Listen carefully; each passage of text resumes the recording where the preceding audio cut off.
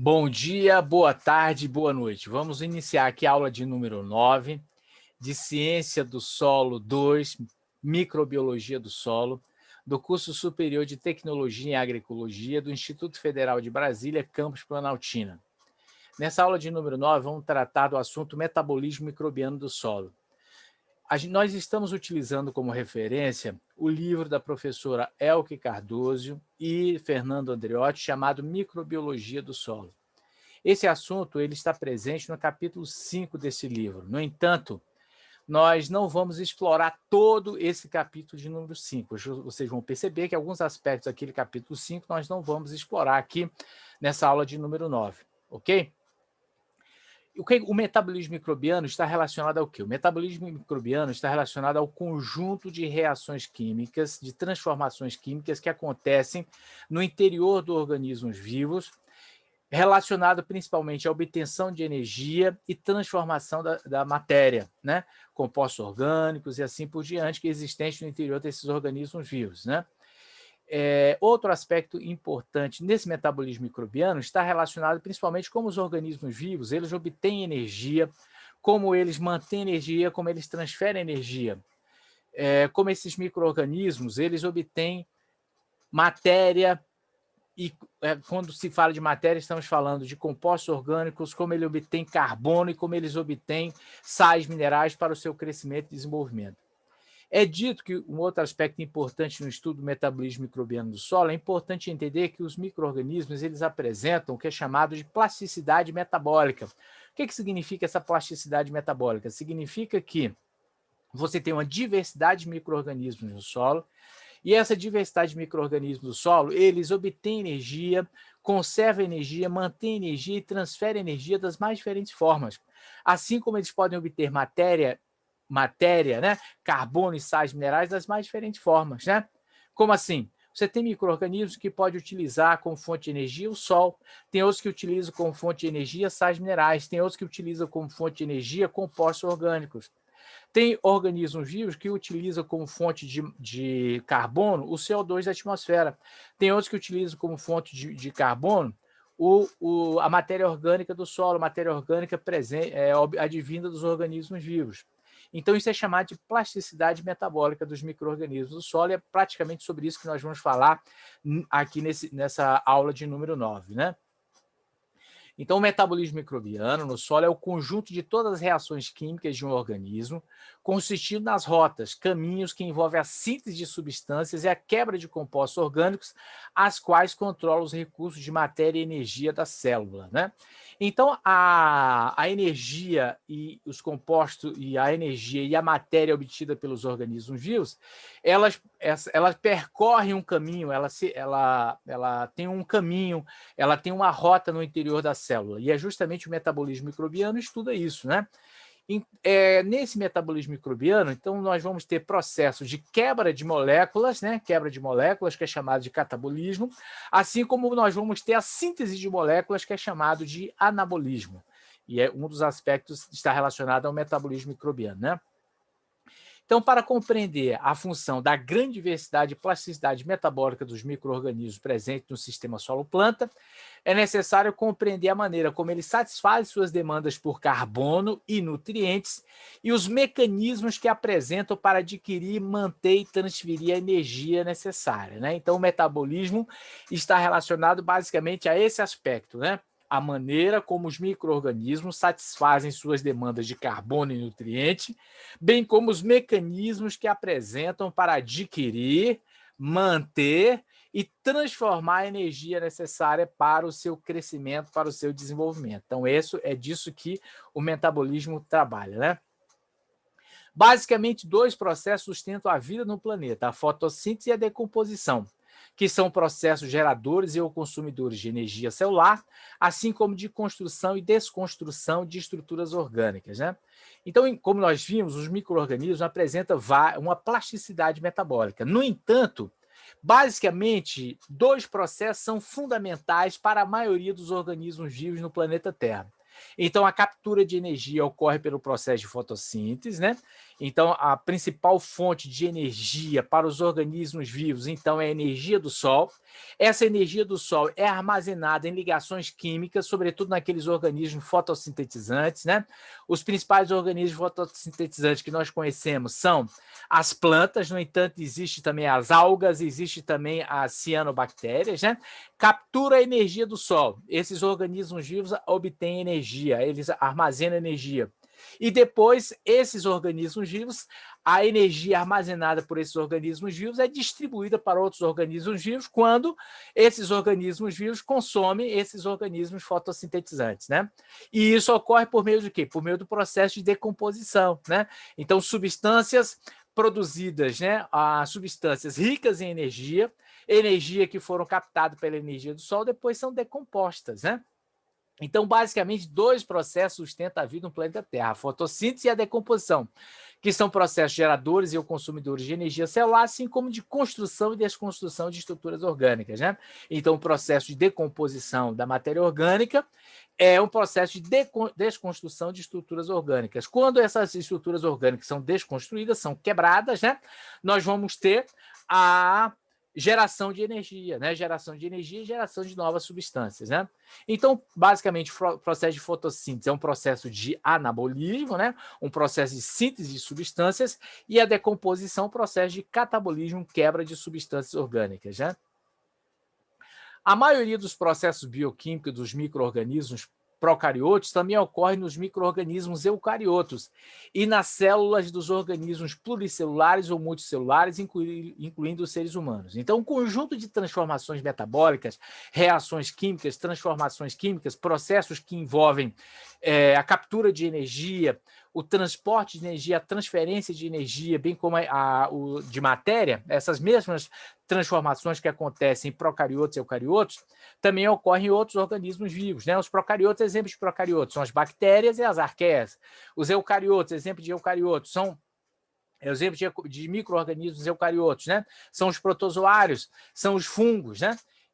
Então, existe um conjunto de reações, as mesmas reações, os mesmos mecanismos de reações bioquímicas que acontecem nesses micro-organismos procariotos pode acontecer nos eucariotos, e assim como pode acontecer nos seres humanos, né? Que são chamados organismos evoluídos, organismos mais complexos, né? Que são os organismos pluricelulares ou multicelulares, né? No entanto, existem reações únicas para os procariotos, que comumente não são realizadas por outros organismos, e aí que são fundamentais para a vida no planeta Terra. São eles: a fixação biológica do nitrogênio, né? A respiração anaeróbica, a desnitrificação e a digestão completa da celulose e do petróleo só acontece nos organismos procariotos, né? Só acontece somente nos organismos procariotos. Conceitos gerais de metabolismo. Então, o termo metabolismo refere-se à soma de todas as reações químicas que ocorrem dentro de um organismo vivo, né? Nós já comentamos sobre isso. Então, o metabolismo pode ser didaticamente dividido em duas classes de reações químicas: reações catabólicas e reações anabólicas, né? Reações catabólicas ou degradativas são reações químicas reguladas por enzimas que liberam energia, vinculadas com a quebra de compostos orgânicos complexos em compostos mais simples, né? Então, as reações catabólicas ou degradativas são aquelas que envolvem quebras de moléculas orgânicas, principalmente. E para que ocorra a quebra dessas moléculas orgânicas, a ação de enzimas, né? A ação de enzimas. Então, as reações catabólicas, em geral, são reações hidrolíticas, reações que usam água e são exergônicas, ou seja, liberam energia. Por exemplo, a quebra da molécula de glicose, de frutose, né? Essa molécula de açúcar, glicose e frutose, ela é quebrada e gera dióxido de carbono, CO2, né? E essas moléculas liberam energia. Essa energia é captada pelo organismo vivo e é utilizada para suas transformações, outras transformações metabólicas, né? O que são reações anabólicas ou de biossíntese? São reações reguladas também por enzimas que requerem energia.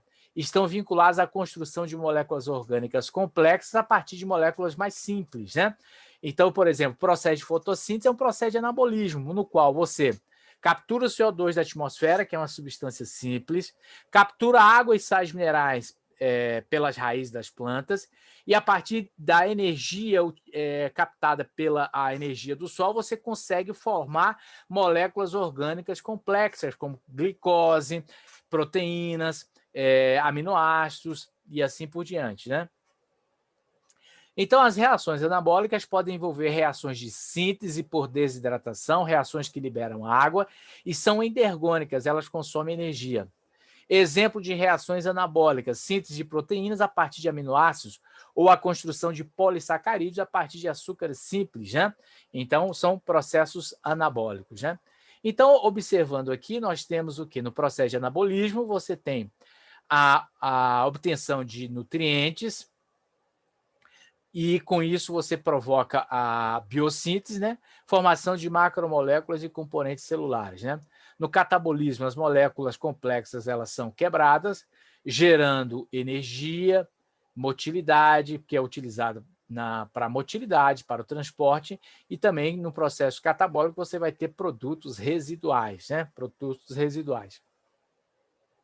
Nas reações de anabolismo, nas reações de síntese e catabolismo, a molécula de trifosfato de adenosina ela é essencial, ATP, né? Então, ATP é uma molécula chamada trifosfato de adenosina. Essa molécula de trifosfato de adenosina ela é formada por uma base nitrogenada, que é o caso aqui, a adenina.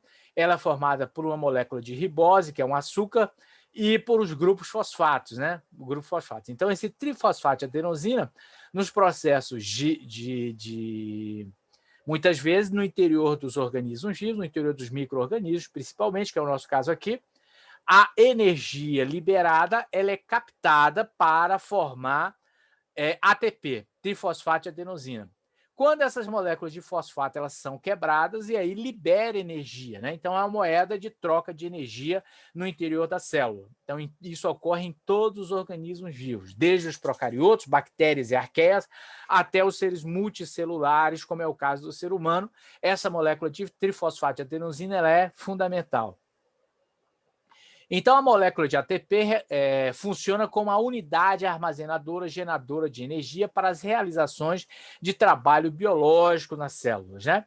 Então, muito importante que a gente compreenda a molécula de ATP, trifosfato de adenosina. O trifosfato está aqui, a adenosina é a adenina mais a ribose aqui, o açúcar, né? Então, a molécula de ATP é formada por uma base nitrogenada, que é chamada adenina, um açúcar ribose e uma cadeia de grupos de fosfatos, né?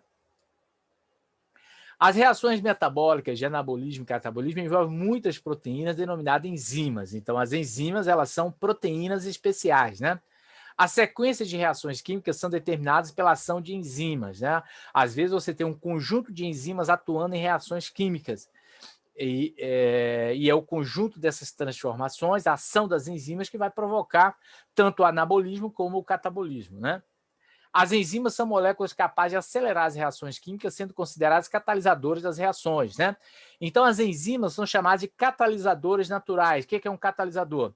Catalisador são substâncias que aceleram o processo de transformação química sem ser consumida naquele processo de transformação química, né?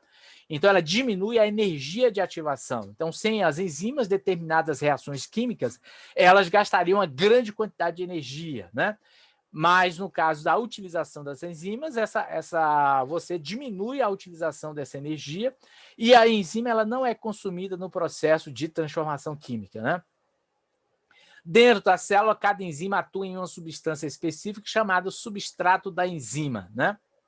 O complexo enzima-substrato da enzima, formado pela ligação temporária da enzima com os reagentes, permite que haja colisões entre átomos, íons ou moléculas, com diminuição da energia de ativação necessária para que haja uma reação, né?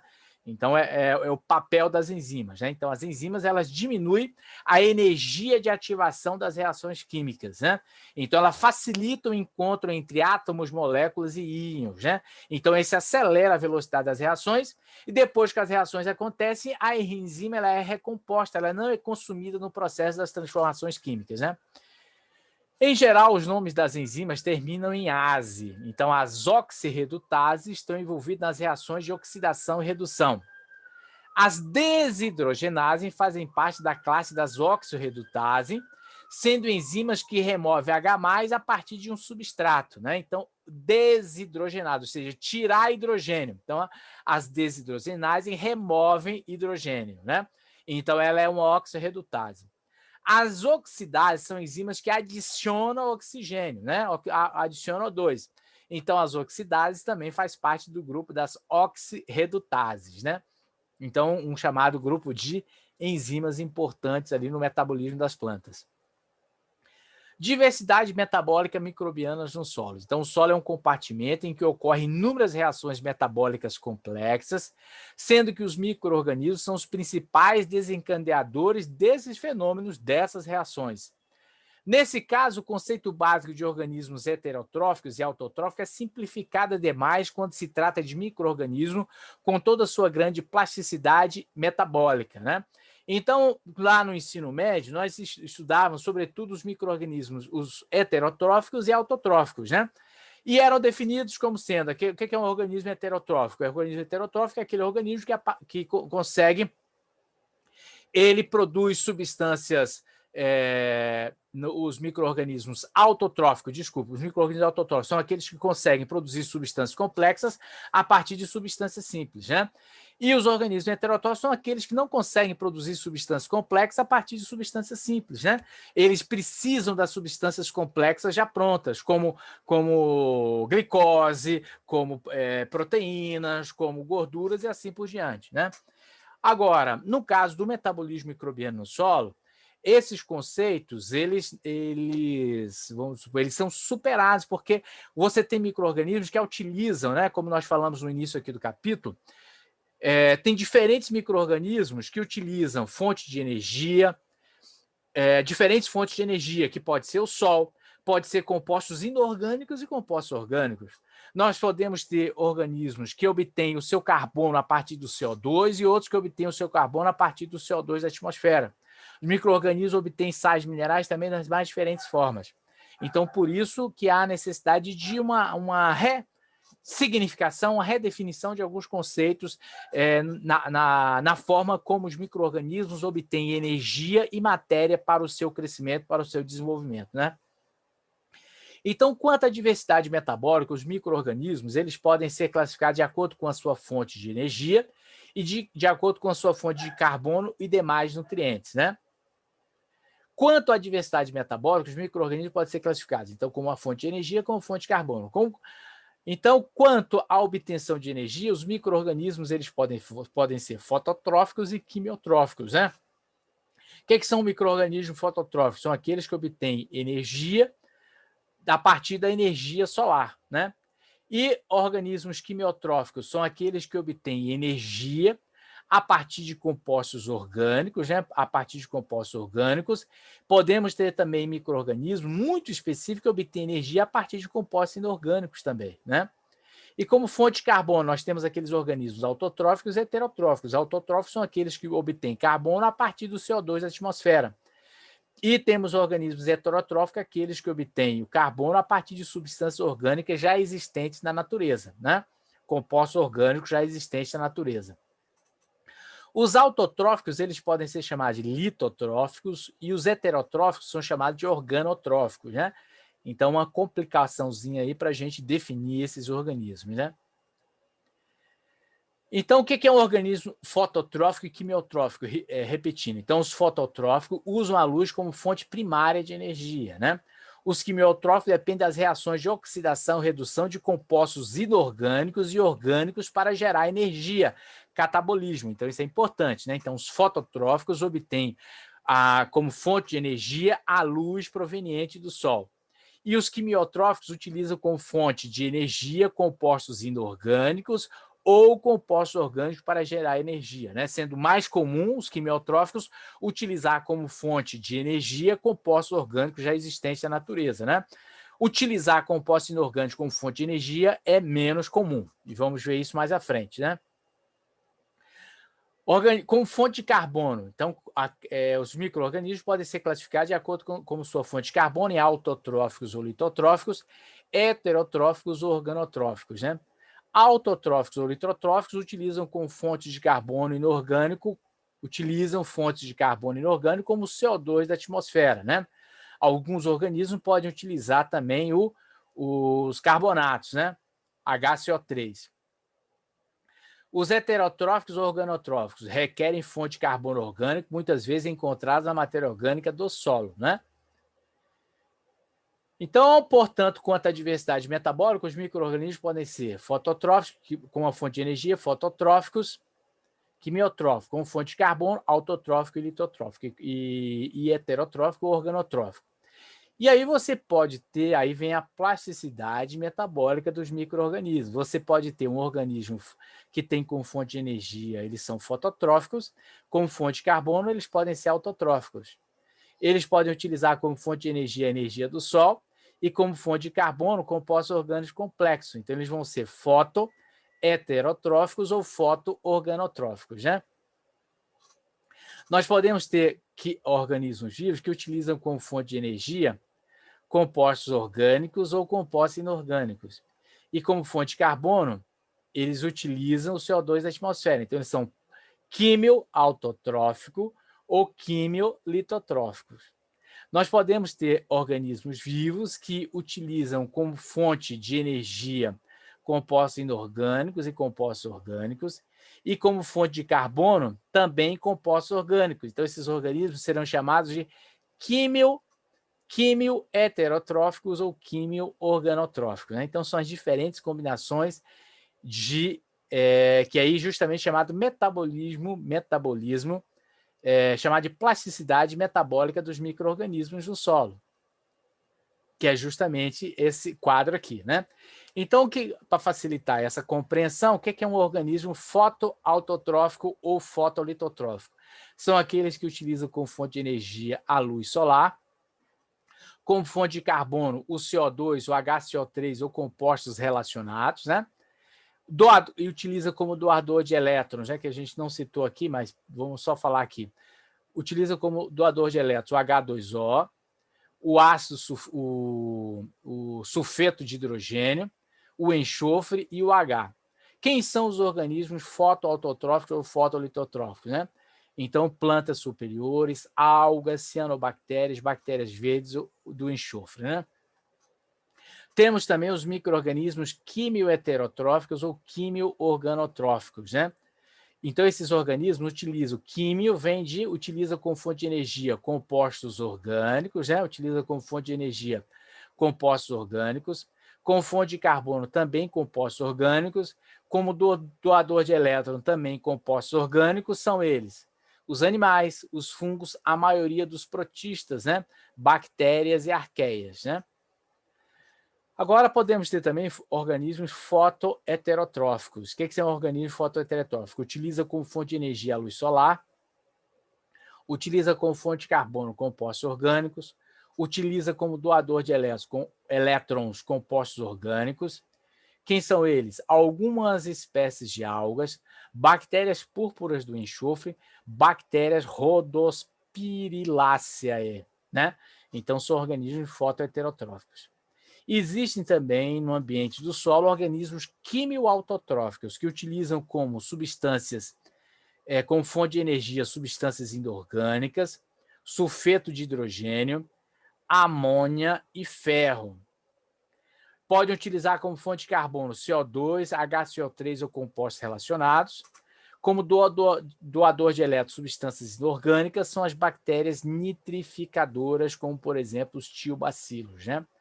Portanto, há uma diversidade metabólica, uma plasticidade metabólica dos micro-organismos no solo. Porém, a grande maioria dos micro-organismos, elas são fotoautotróficas ou fotolitotróficas, quimioheterotróficas ou quimio-organotróficas, não é isso? Que envolve as plantas superiores, as algas, as cianobactérias, os animais e os fungos, né? E alguns protistas são os quimioheterotróficos também, né? Isso agora em menor quantidade, né? Com metabolismo mais raro no solo, são os fotoheterotróficos e os quimioautotróficos, né?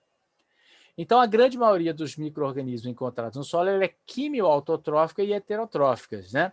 Ou seja, utiliza como fonte de energia compostos orgânicos e utiliza como fonte de matéria orgânica também fonte de carbono, compostos orgânicos. Então, neste caso, são os denominados quimio-organotróficos ou quimioheterotróficos, uma vez que utilizam fontes orgânicas como fonte de energia, carbono e nutrientes para manter seu metabolismo e crescimento, né? Então, são os quimio-autotróficos, né? São os quimio-organotróficos ou quimio-heterotróficos, né? E aí, nesse grupo, você tem o ser humano, os fungos e alguns grupos de bactérias, né? Também. Então, o metabolismo quimio-organotrófico ou quimio-heterotrófico, que é o que nós acabamos de ver, tem grande papel no processo de decomposição da matéria orgânica do solo. Neste grupo fisiológico, pode destacar também os simbiontes, como os rizóbios, que necessitam de compostos orgânicos fornecidos pela planta para manter seu metabolismo e fixar nitrogênio atmosférico, né? Então, as bactérias fixadoras de nitrogênio, elas são quimio-organotróficos, né? Porque utilizam como fonte de energia carbono já existente na natureza fornecida pela planta, né? Então, utiliza como fonte de energia. Utiliza também como fonte de compostos orgânicos também já produzido pelas plantas, né? Então, são quimio-organotróficos. Outros grupos microbianos existem no solo, como os quimiolitotróficos, né? Exemplo de os nitrificadores, os fotolitotróficos, são as cianobactérias e bactérias verdes do enxofre, e os organotróficos, então as bactérias púrpuras do enxofre, que são alternativas para a produção de energia e captação de carbono e nutrientes no solo. Então, com isso, nós terminamos essa aula. Muito obrigado pela presença de vocês. Bom dia, boa tarde, boa noite.